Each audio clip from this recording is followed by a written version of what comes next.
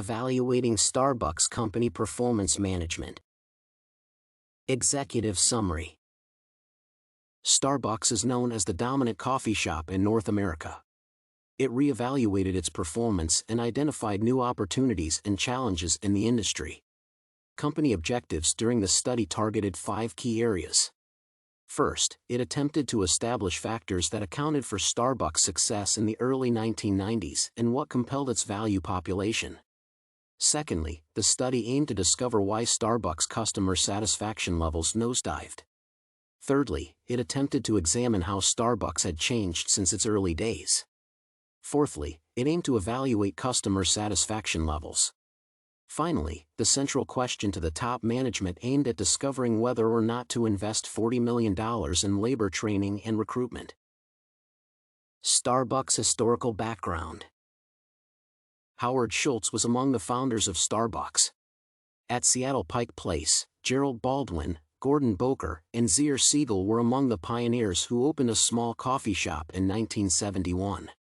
It specialized in selling Arabica beans, which was a niche market by then.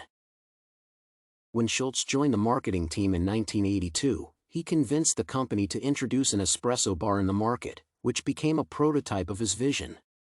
He envisaged the creation of a chain of coffee houses that would become a third place for Americans after home and work. Schultz's idea materialized when the founders agreed to sell him the company. He immediately set up franchise stores that focused on beans and coffee beverages targeting high-income groups, highly literate and numerate patrons between all ages. By 1940, the company had raised 140 stores in Northwest and Chicago. Schultz's versatility surprised skeptics when Starbucks was listed on Wall Street. The public offered him $25 million.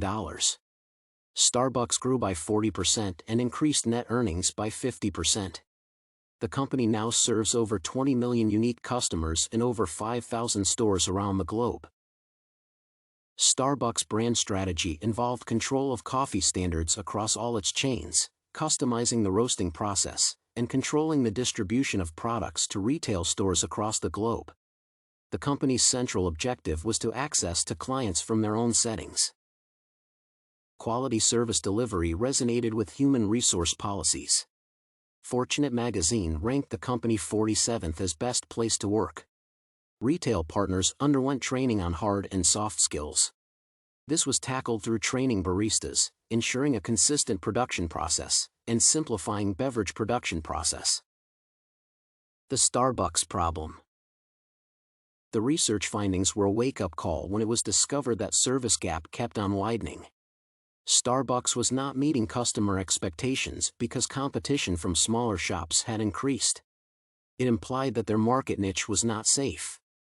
Starbucks also faced confusion of brands between competitors and Starbucks by customers. Perceptions indicated that Starbucks customers had transformed from old and affluent to young and less affluent clients. Products needed redesigning to suit the new niche market. The company's chain stores in other countries had the likelihood of compromising quality and regulatory risks on intellectual property. This would enhance competitor attacks. Starbucks and its postmodernism. Starbucks' forces of an organization such as workforce, technology, and markets have turned diverse, electronic, and global as opposed to local, homogeneous, and mechanic. Its values transformed from stability and efficiency to change and flexibility. Jaffe argues that bureaucratic organizations are based on 3 basic principles: A. Formalization in form of procedures and policies. B. Routinization and rational legal authority. Starbucks can be identified as one such organization. George Ritzer's conception in what he calls McDonaldization captures Starbucks operations such the fast food industry operating under efficiency, predictability, control, and calculability. The logic of modern organizations is segmentation into smaller responsibilities or parts for accomplishing tasks. Starbucks consumer expectations. Consumer expectations were gauged through earlier research done by the organization. The findings were a pointer to public perceptions about Starbucks. Most expectations showed that Starbucks had the cleanest stores, 83%, had appropriate products, 77%, had friendly and available staff, 73%. A focus on customer retention showed that customers who first started visiting Starbucks in the past one was passionate about Starbucks, 27%. Those who visited in 1 to 2 and 2 to 5 years were represented by 20% and 30% respectively. Perceived risks. Starbucks had chain stores outside North America. This has many risks that needed attention. First, intellectual property was at risk of infiltration by competitors since Starbucks would not have full control. The inability to satisfy the expanded customer base showed the potential for customer loss. Familiarity of brands between Starbucks and its competitors confused customers. Furthermore, Starbucks ran the risk of dropping in sales growth while baristas remained few. Alternative analysis and selection criteria. According to Day, Starbucks' future was based on an aggressive mission focused on 2 drivers of company growth: retail expansion and product innovation.